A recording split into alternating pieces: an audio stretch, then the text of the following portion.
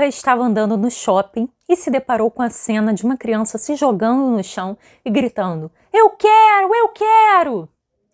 Pois é, esse é apenas um exemplo de uma situação de birra. Há outros, e há birras e birras, e é disso que nós vamos falar aqui hoje. Antes de explicar os diferentes tipos de birra, é preciso que eu explique a vocês os diferentes cérebros que nós temos.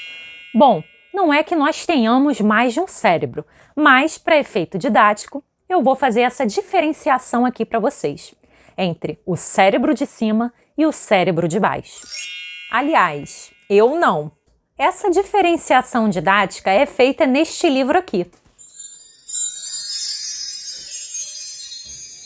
Este livro, O Cérebro da Criança, foi escrito por cientistas do cérebro.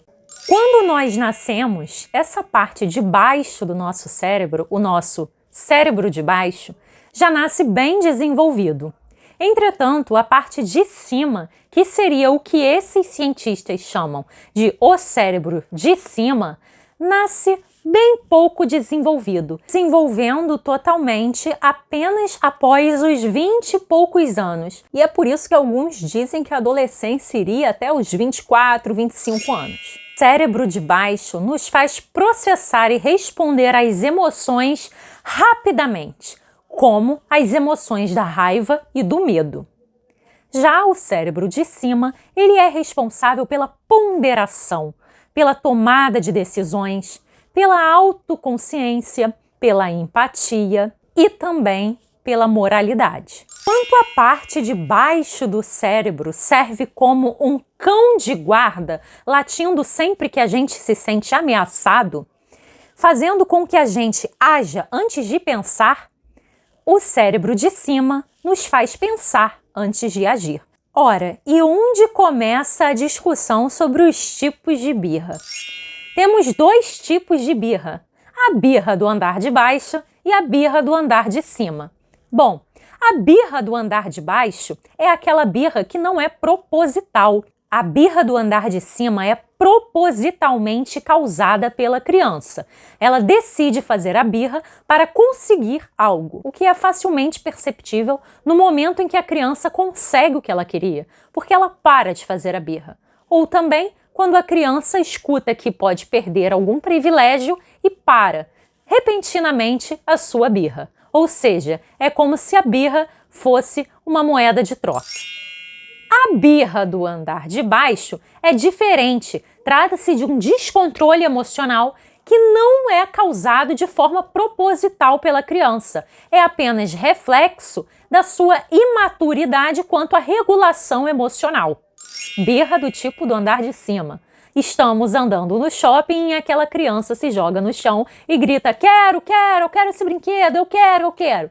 Bom, ela decidiu que vai gritar isso porque ela sabe ou ela desconfia que o pai, que a mãe atendam a esse chamado e deem o que ela quer. Tanto é que, se os pais desejarem que ela pare esse comportamento, eles terão que parar de dar o que a criança espera depois de tanto fazer birra. Ou seja, por mais descontrolada que a criança pareça estar, quando ela está fazendo uma birra do andar de cima, não é o descontrole propriamente dito que está acontecendo. Pelo contrário, ela controla essa aparência de descontrole. Exemplo de birra do andar de baixo poderia ser o de uma criança que vê que o irmão ganhou um jogo e que fica simplesmente descontrolada, gritando e chorando sem parar. O que isso significa? Significa que ela não sabe ainda lidar com a frustração. Quando a gente se frustra, a gente, adulto, se regula emocionalmente, não dando um escândalo, uma birra, por conta da nossa frustração. A gente engole e lida com isso, a gente digere. Pois bem, a criança ela ainda não tem o cérebro preparado para digerir determinadas emoções e responder a elas de uma forma racional. É preciso que a gente tenha um trabalho de formiguinha, entendendo que o cérebro delas é muito diferente do nosso. Tendo diferentes tipos de birra, há também diferentes formas de agir diante dessas situações distintas. Enquanto a birra intencional movida pelo cérebro do andar de cima exige que os pais tenham atitudes de colocar limites rapidamente, a birra do andar de baixo exige dos pais que eles tenham uma atitude bem calma e carinhosa com a criança, para fazer com que a criança saia desse estado de nervos que ela entrou. Porque o cérebro de cima dela, nessa situação, é como se tivesse sido sequestrado pelo cérebro de baixo. Então, é preciso acalmar a criança antes de tudo. Depois que a criança for acalmada, ela vai ter possibilidade, sim, de ouvir e refletir sobre o seu comportamento, uma vez que o adulto converse com ela. Mas essa conversa tem que ser após a criança ter ficado calma. A birra do andar de cima muitas vezes é reforçada pelos próprios pais, que ficam com vergonha dos adultos ao redor. Eles ficam pensando, se eu der o que o meu filho tanto quer, ele vai parar de berrar e as pessoas vão parar de me olhar e de me julgar. Pois bem, é natural que isso aconteça, esse sentimento de vergonha. Entretanto, é preciso que os pais pensem, o que é melhor? É melhor que as pessoas não pensem mal deles nesse momento, aliviando logo o que está causando incômodo, ou é melhor criar uma criança que aprenda que o mundo não gira ao seu redor? Que o mundo não gira com base nas suas manipulações? Pois é, me parece que é a segunda opção. Se você tem um filho e, eventualmente, você já respondeu a birra dele do andar de cima, dando o que ele queria, e deseja que esse comportamento dele pare, é preciso que o seu também pare, porque ninguém joga sozinho. Entretanto, saiba, é possível e esperado que o seu filho aumente as birras dele, pensando que ao aumentá-las você vai desistir de dizer não em algum momento. Portanto, o que você tem a fazer é ser firme no seu não. Mas ser firme não significa gritar, não significa berrar, não significa um não violento. Pelo contrário, ensine a assertividade ao seu filho. Fale não. Saiba que a sociedade espera que você seja bem regulado emocionalmente, pois o seu cérebro já teve tempo suficiente para amadurecer, não o cérebro da criança. Então, saiba que você é o adulto responsável, são e calmo da situação. É de você que esperamos a maior regulação emocional.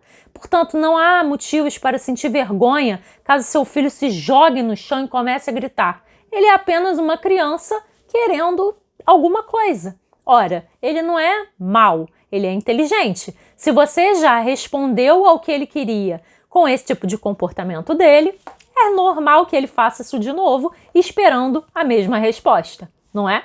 Para você diferenciar uma birra do andar de cima de uma birra do andar de baixo, primeiro é importante que você se faça a seguinte pergunta: o meu filho está querendo alguma coisa nessa situação? Ele está gritando, dizendo eu quero, eu quero, eu quero, ou eu não quero, eu não quero. Possivelmente é uma birra do andar de cima. É preciso que você analise essas situações diariamente, mas já fica essa dica aí para você. Quando uma criança se negar veementemente a determinadas situações, por exemplo, uma criança começa a gritar que não quer de jeito nenhum ir para natação. Ora, você pode pensar que é uma birra, mas pode não ser. A criança pode não querer ir de jeito nenhum a um lugar porque teve uma vivência traumática naquele lugar.